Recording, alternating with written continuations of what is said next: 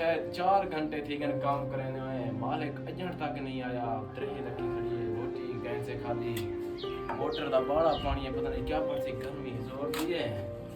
सारा माल दा बिल चले जाए के हो सीगा।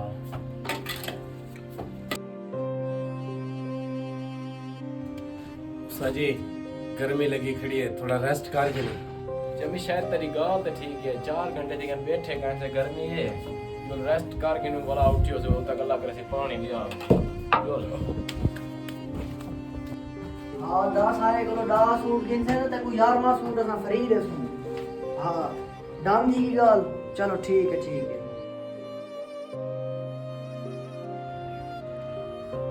वो तू सारा काम ते आके दबाए बिना वे उठो काम करो। मालिक फिजरो का तो काम करे खड़े होने जैसा कुछ 1 मिनट था ऐसा होने आके बैठे हैं, बैठे गए से काम करे खड़े आसे।